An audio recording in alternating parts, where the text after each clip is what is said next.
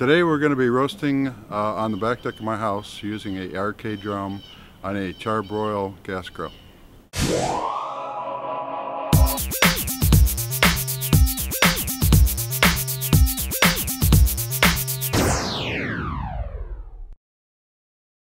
Hi guys, I'm Edward Alt and I'm a Kansas City home roaster. I've been roasting at home off and on for, golly, 10 years. Okay, this is the RK drum.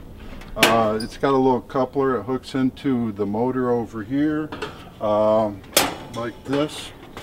And then I have some bearings so that it'll turn without making a bunch of noise right here. It's all powered by this Dayton gear motor hooked up to electricity here.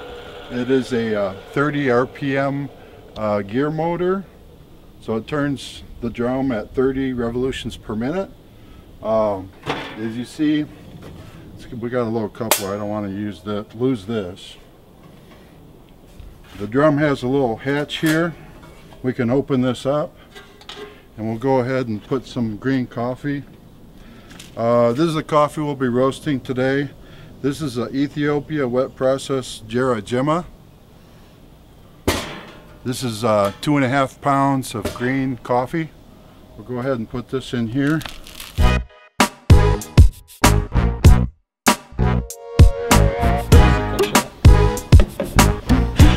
We'll close that up. Now this is one of the original drums, so it has a pin that holds this shut. The new ones just have a little clip that's a little faster to run. And what we'll do is we'll go ahead and fire up the grill.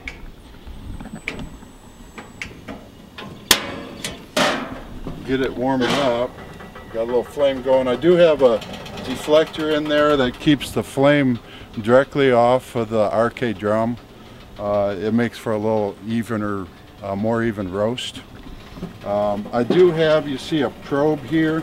There's a wire for a probe that connects to this digital thermometer here, and we will be monitoring the temperature with this digital thermometer. This will be outside of the drum. It won't be actually the bean temperature, it'll be outside of the drum. So it won't be the true bean temperature as it's roasting. Okay, our drum's about a little over 600 degrees. That's when I go ahead and put the RK drum into the gas grill, and this is a little tricky. Just have to line up the coupler over here by the motor. Pop that in, make sure the bearings are hooked in over here.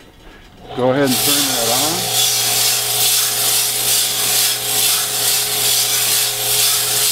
We have our temperature probe right here, monitoring the temperature right outside of the drum.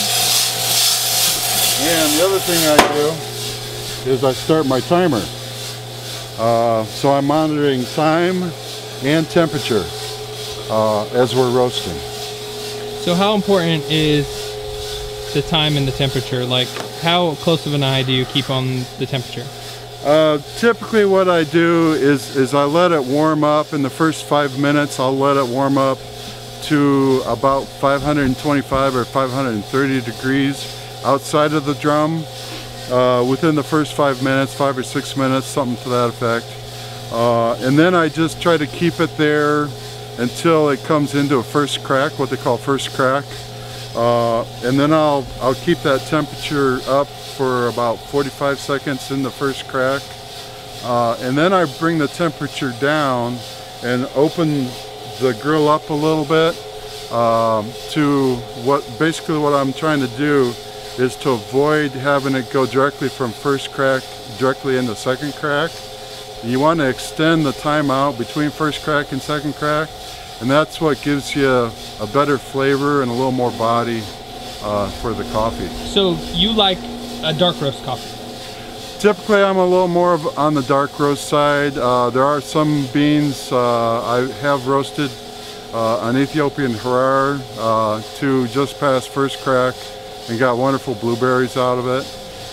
Really depends on the variety, but I tend to prefer like a chocolatey flavored coffee. So I tend to bring out chocolate flavors, which tend to come out into the second crack just a little bit. You can, if you roast them just into first or second crack, you can bring some of the fruitier flavors that you get past first crack and before second crack, and yet still get some of the chocolate flavors also.